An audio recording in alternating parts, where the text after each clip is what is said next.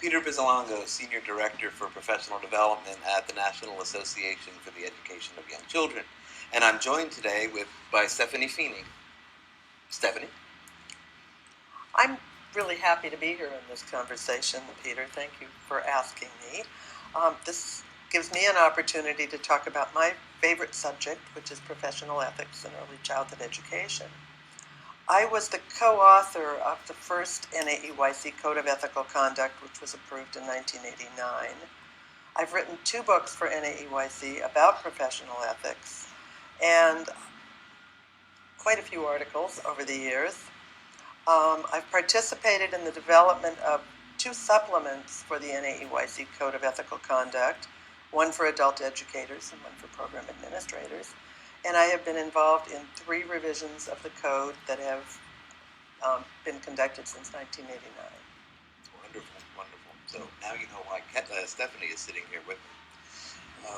The reason that we're doing this is for 2 things. One, this is the 20th anniversary of the code. So in honor of this anniversary, we are having this dialogue. And the other is that this dialogue is a supplement to an article by Stephanie in Young Children, Ethics in Early Care and Education. Where do we come from and where are we going? So first I'd like to talk about what the code is to NAEYC, and the code is a position statement of NAEYC. And NAEYC develops and disseminates position statements for several reasons. One is to take informed decisions on significant issues in the field, issues that affect young children's development, to promote broad-based dialogue on these issues, and to promote this dialogue in a way that we can all speak with a common language, practitioners, researchers, policymakers, and families.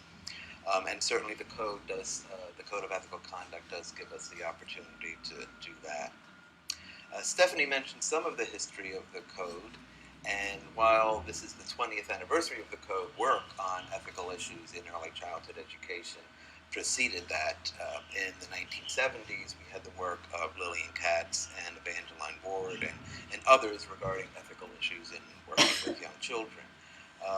So Stephanie, can you tell us about that work and then what work followed that in which you were involved? Well, Lillian and Evangeline wrote a wonderful and influential book called Ethical Behavior in Early Childhood Education, which was first published in 1978, and it was revised in 1991. I think it's still available. And Lillian really laid out a very powerful rationale for why it would be important for early childhood educators to have a code of ethical conduct. I served on the NAEYC governing board from 1980 to 1984, and at that time people were interested in Lillian's book, so they had started saying, we need a code, somebody should write a code of ethics, and I thought that sounded like a good idea. I didn't know anything about it. I took all the files, I went home, I don't know what I'm doing here. I didn't like philosophy in college, but I remembered a very interesting talk I had heard by a philosopher in my institution, the University of Hawaii. The philosopher is Professor Kenneth Kipnis. He's a specialist in professional ethics, and a very interesting man, and I thought, well, I'll call him. And so I called Ken and I said, this National Association of Early Childhood Educators has asked me to look into writing a code. And he had a child in preschool. And he had an ethical dilemma with the preschool, so he was kind of interested. He said, well, I know some things about doing that, and I'll work with you. And so we began a collaboration that still continues. When I don't know what to do with a question now, I still call Ken.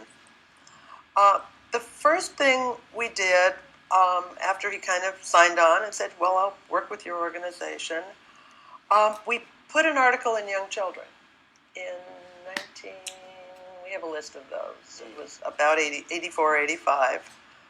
And it was a survey, and we said to our readership, is ethics an issue for you? Should we be pursuing the development of a code? And do you have any ethical issues? We also got a lot of ethical issues and dilemmas.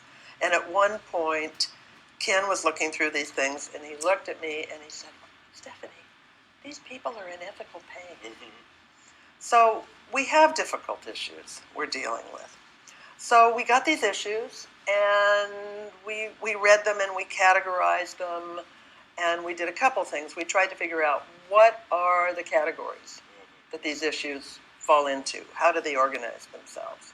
And it was really clear there were a lot of issues that had to do with children. There were more issues that had to do with families. We'll talk about one of those. There were issues that had to do with colleagues and employers, but sort of with other adults you work with. And then there were a whole set of things that were kind of other agencies' responsibility to community and society. So those became the categories, the 4 sections of the code. Then we looked at these issues that people sent us, and we said there's some that keep coming up.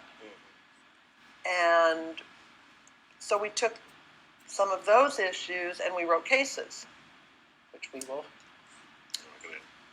do that today. And then we went to groups all over the country. We got a grant from the Wallace Alexander Gerbode Foundation. And we traveled around, mostly Hawaii and California. We said, okay, here's the situation. What would the good early childhood educator do in this situation? And we started to get real consensus about the things we should do. The other thing that we did that was very interesting and very fun to do was to start to look at our core values, because a code of ethics is based on the core values of a profession. And so we said to people, what do we really believe in? What are our values? And that was wonderful because we had so much consensus. We didn't always agree on the words, but we knew what we believed in. And that's my favorite thing about this code, was identifying what are the things we care about as a group of people who work with young children. So, and then through that process, you were able to develop the first draft of the code. We did. And take that around the country. That was part of the 5-year process in getting buy-in across the field. Exactly. So first we looked at core values, we looked at cases, we looked at codes from other professional organizations, we talked to philosophers. We had a couple of philosophy consultants who really made sure that what we were doing was consistent with the integrity of the philosophy of ethics. And then we drafted a code. And somewhere early in that process, NAEYC created an ethics commission that oversaw this work and that met regularly and advised those of us who were actually kind of doing the staff work on it. That wasn't staff work; we were volunteers. And so we had that group to guide us, and then we would write something up, and we'd take it out on the road. We'd take it to workshops. We'd put it in the journal. Eventually, we put drafts in the journal. We got comments. We put cases in the journal. So what we really loved about this process was that it was a participatory process. This is our code. Right. We didn't write it for anyone. We went to our members, to the people who care about kids, and we said, what would be the right thing for us to do in this situation? What would the morality of early childhood education look like, the ethics? So we've written the code with the field. The governing board approved that first code in 1989, and at that time, the board stated that every 5 years, the code would be reviewed by the board, and then it would be determined, do we need to update the code, do we need to reaffirm the code, or do we need to revise the code? So since 1989, the code has been reviewed and revised and reaffirmed. We have had new editions of the code in 1992, 1997, and then the most recent code revised in 2005. And then at each time, we followed the same process. We've gotten input from the field on what revisions they feel that we need to put into the code. We develop drafts. Now that we do have the internet, we put the code. It's easier. We get it out to everybody much more quickly, but we still do the face-to-face, and I've been involved more recently in working with Stephanie and Nancy Freeman and other leaders in ethics in our field in getting input from the field. And so that's a process that we've continued. I'd like to just make a comment about, because we were talking about core values. Right. And when we did the core values, they're right in the front of the code. When we did the core values in 1989, and we did the first 2 revisions, there was no changes. Everybody said, that's right. Those are the right values. In the 3rd edition, we added 1 core value. So in 2005, we added the value, respect diversity in children, families, and colleagues.